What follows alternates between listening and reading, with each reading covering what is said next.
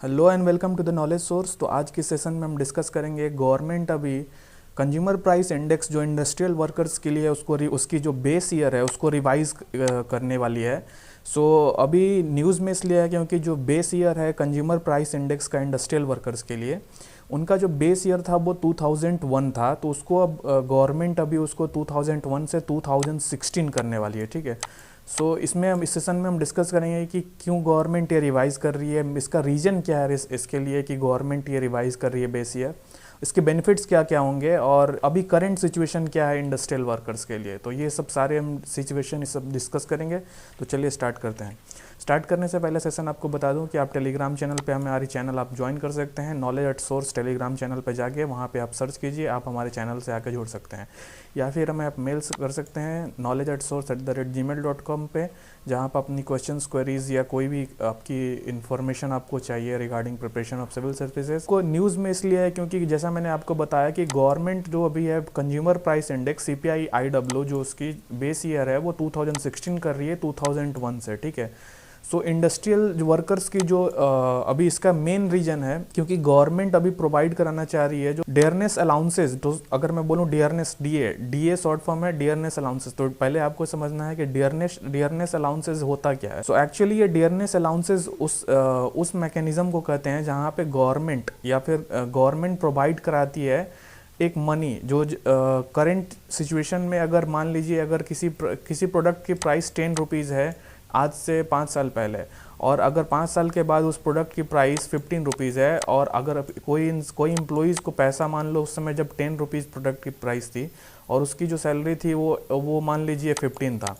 तो अब एक्चुअली मान लीजिए 5 साल में अगर उसकी 15 हो चुकी है तो उसको इस इन्फ्लेशन को मेजर करने के लिए जो उसकी सैलरी में इन्हांसमेंट उसको जो होती है उसे हम कहते हैं dearness allowances. Dearness allowances actually होता है जो यूनियन गवर्नमेंट में जो एक्चुअली वर्क कर रहे हैं। और अगर मैं इसके बाद एक और टर्म आएगा जो मैं आपको समझाऊंगा कि उसमें और फिर डीए में क्या डिफरेंस होता है। तो सबसे पहले तो आप अभी ये समझिए कि डियरनेस अलाउंसेस क्या होता है।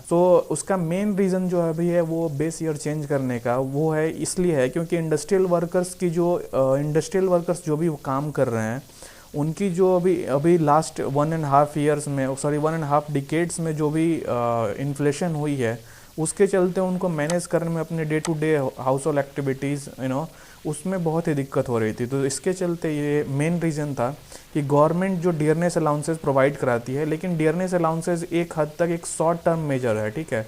तो इसको लॉन्ग टर्म में मेजर करने के लिए गवर्नमेंट एक ऑथेंटिक डेटा चाहिए, क्योंकि जब एक ऑथेंटिक डेटा रहेगा उसके बेस्ड पे ही कोई पॉलिसी बनाई जा सकती है। अगर मैं बात करूँ CPI-IW के सेक्टर में। ठीक है। इसके लिए क्या गवर्नमेंट कर रही है कि जो बेस ईयर है 2001 से 2016 कर रही है, इससे क्या होगा कि एक पॉलिसी कोऑर्डिनेशन में एक बहुत हद तक फ़ायदा मिलेगा और जिससे कि एक रियल पॉलिसी जो ऑथेंटिक पॉलिसी करंट सिचुएशन के हिसाब से बनाई जा सकेगी। ठीक है। इसमें जैसा कि मैंने आपको बताया कि 2016 में भी बेस ईयर हो सकता है 2001 से। ठीक है। अगर CPI अगर मैं बात करूं कि CPI-IW क्या ये पहली बार हो रहा है या फिर ये एक पीरियोडिक असेसमेंट है, तो हाँ, आपका आंसर ये हाँ होना चाहिए कि ये पीरियोडिक असेसमेंट होता है। हर 5 साल के बाद एक पीरियोडिक असेसमेंट होती है और उसमें इसके बाद ये CPI-IW की जो बेस ईयर है उसको फॉरवर्ड कर दी जाती है। लेकिन आपको याद रखना है कि 2001 से ये जो बेस ईयर था ये अभी लाइमलाइट में नहीं था और इसको बैक बर्नर पर रखा गया था और ये अभी तक ये चेंज नहीं हुआ था। ठीक है। अगर मैं बात करूं कि consumer price index industrial workers ये क्या होता है, एक्चुअली अगर मैं बात करूं कॉमन मैन के लिए क्या होगा consumer price index industrial workers का मीनिंग क्या है। सबसे पहले आपको याद रखना है कि ये जो consumer price index for industrial workers है इसकी जो शुरुआत हुई थी 1946 में। जब भारत सेकेंड वर्ल्ड वॉर में अंदर था तो उस समय जो भी पॉलिसीज़ बन रही थी वो इंडस्ट्रीज़ के लिए फ़ायदेमंद नहीं हो रही थी। लोगों को जो वहाँ पे काम कर रहे थे इंडस्ट्रीज़ में वो फ़ायदेमंद नहीं हो रही थी। तो उस समय एक आइडिया लाया गया कि एक ऐसी पॉलिसी होनी चाहिए या एक ऐसा बेस ईयर होना चाहिए जहाँ पे पीरियोडिक असेसमेंट हो सके कि उस बेस ईयर से, मान लीजिए अगर जैसा मैंने आपको बताया कि 5 साल अगर 5 साल पहले अगर किसी प्रोडक्ट की प्राइस थी 10 रुपये और अगर 5 साल के बाद उस प्रोडक्ट की प्राइस अगर 15 रुपये हो रही है, तो वो जो बेस ईयर है वो 5 साल बहुत ही इंपॉर्टेंट है। ठीक है। तो उस बेस ईयर के टर्म्स पे कोई भी पॉलिसी बनाई जा सकती है इंडस्ट्रियल वर्कर्स के लिए, स्पेशली मैं बात करूँ तो ये बेस ईयर इंपॉर्टेंट था। ठीक है। इसके बाद अगर बात करूं कि CPI-IW जो है वो बेंचमार्क है कैलकुलेटिंग डियरनेस अलाउंसेस के लिए।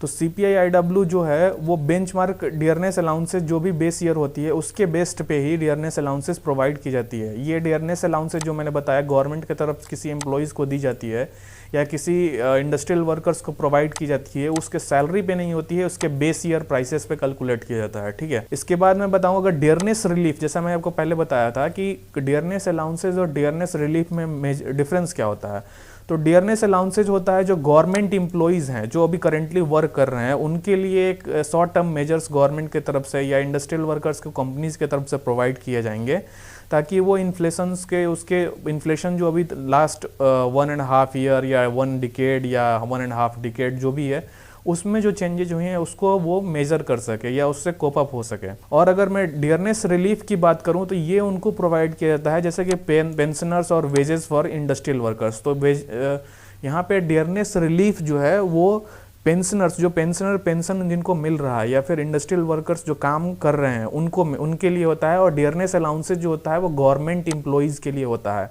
तो आई होप कि आपको इसमें समझ आ गया होगा। इसके बाद अगर बात करूँ कि कंज्यूमर प्राइस इंडेक्स जो है वो नंबर जो इंडस्ट्रियल वर्कर्स के लिए है, कंज्यूमर प्राइस इंडेक्स की जो मेजर करता है वो एक फिक्स बास्केट होता है। जैसे कि जैसे मैं बताऊं कि बास्केट मतलब कि उसमें अगर एक टोकरी में आप डिफरेंट सामान रख दिए जो इंपॉर्टेंट है उस सेक्टर्स के लिए, और उस सेक्टर्स में उसकी जो प्राइसेस में फ्लक्चुएशन होती है उसको बेस ईयर से मेजर किया जाता है और इसके बाद उसके अकॉर्डिंग पॉलिसी बनाई जाती है, ठीक है। सो कंज्यूमर प्राइस इंडेक्स के इंडस्ट्रियल वर्कर्स किसके द्वारा कंपाइल्ड किया जाता है ये आपको याद रखना है। तो ये ministry of labour and employment इसके अंडर काम करता है लेबर ब्यूरो के द्वारा ये जो consumer price index of industrial workers है इसको बनाया जाता है, लेकिन ये किसके अंडर है? Labour bureau, ministry of labour and employment, ठीक है। इसके बाद अब मेजर क्वेश्चंस अराइज होता है कि रीजन्स या फिर बेनिफिट्स क्यों ऐसा कि गवर्नमेंट को ये चेंज करने की ज़रूरत क्या पड़ी। तो मैंने आपको पहले ही बताया है कि जो अभी करंट सिचुएशन है लास्ट 1.5 ईयर्स में या 2 ईयर्स या 5 ईयर्स में जो चेंजेज हुए हैं, जो इन्फ्लेशन हुई है प्रोडक्ट्स में, उसको मेज़र करने के लिए कुछ रिलीफ प्रोवाइड कराने के लिए ये बेस ईयर में चेंजेस होते हैं, ठीक है। तो सबसे पहले तो ये बेनिफिट होगा कि जो चेंजिंग बेस ईयर होगा वो क्या होगा कि consumption pattern of the working class उसको हम मेजर कर सकेंगे कि किस तरीके के कंजम्पशन पैटर्न चेंज हुए हैं। जैसे कि अगर बताऊं कि मैं लास्ट 15 ईयर्स में देखा जाए तो ये अभी बताया जाए एक ग्राफ के थ्रू अब मैं आपको समझा रहा हूं कि जो फूड कंजम्पशन है इंडस्ट्रियल वर्कर्स का वो 15 ईयर्स में लास्ट 45% से 36% कम हुई है। बताऊं अगर सिंपल शब्दों में, तो अगर मान लीजिए अगर कोई फैमिली 45% अपने सैलरी का अपने फूड पे पहले 15 साल पहले खर्च करती थी, वो जो फूड की जो उसमें एक्सपेंडिचर था वो घट के अब 36% हो चुका है। और इसका रीजन जो है वो इंक्रीज हो चुका है नॉन फूड आइटम्स में, इसके चलते ये नॉन फूड आइटम्स पे ही इंक्रीज हुआ है। सो नॉन फूड आइटम्स जैसे कि हेल्थ हो गया, एजुकेशन हो गया और ट्रांसपोर्टेशन हो गया। सो अगर इन सेक्टर में देखें कि इससे क्या होता है, हमें पता चलेगा कि इंडस्ट्रियल वर्कर्स में जो कंजम्पशन पैटर्न किस तरीके की है, और इस कंजम्पशन पैटर्न को ध्यान में रखते हुए कोई भी पॉलिसी एक कोऑर्डिनेटेड और होलिस्टिक मैनर में बनाई जा सकती है, ठीक है।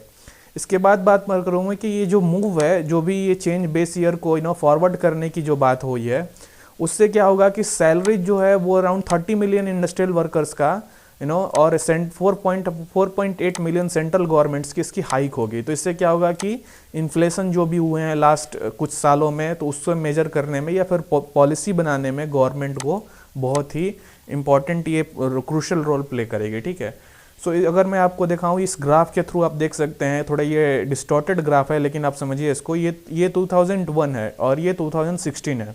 यहाँ पे आप देखें कि एक बेसिक जो खर्च था या फिर जो उसकी प्राइस की इन्फ्लेशन अगर देखें आप कुछ प्रोडक्ट्स की, ये लास्ट 15 ईयर्स में किस तरीके से ये इंक्रीज़ हुआ है।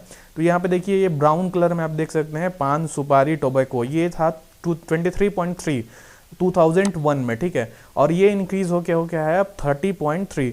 तो यहाँ पे आप देख सकते हैं मेजर जो एक डिफरेंसेज आ चुका है इन्फ्लेशन में। तो इसके लिए कोप अप करने के लिए गवर्नमेंट डियरनेस अलाउंसेज या फिर डियरनेस रिलीफ प्रोवाइड कराती है डे टू डे में कुछ। लेकिन ये आपको याद रखना है कि ये जो भी डियरनेस अलाउंसेज या डियरनेस रिलीफ है एक शॉर्ट टर्म मेजर्स है और गवर्नमेंट को बेस ईयर चेंज करके एक पॉलिसी कोऑर्डिनेटेड मैनर में बनाने की इंपॉर्टेंट होती है, ठीक है। ये आप देख सकते हैं, थोड़ी ये डिस्टॉर्टेड ग्राफ है, लेकिन आप समझिए इसको। क्लोथिंग एंड फुटवियर है जैसे कि, तो आप देख सकते हैं यहाँ पे कि क्लोथिंग एंड फुटवियर शायद ये है 6.4, तो 6.4, और यहाँ पे देखिए आप 5.5। तो कुछ चीज़ों में इंक्रीज हुआ है, कुछ चीज़ों में डिक्रीज हुआ है। तो लेकिन इसके लिए एक साउंड पॉलिसी बनाने के लिए गवर्नमेंट टाइम टू टाइम इस बेस ईयर को एक पीरियोडिक असेसमेंट करके चेंज करती है। सो आई होप कि आपको इस सेशन में कुछ नया सीखने को मिला होगा। अगर आपकी कोई क्वेश्चंस क्वेरीज हैं, आप हमें knowledge@source@gmail.com पे मेल कर सकते हैं और आप अपनी क्वेश्चंस या क्वेरीज पूछ सकते हैं। So that's it for today. As always, thank you and God bless to all of you.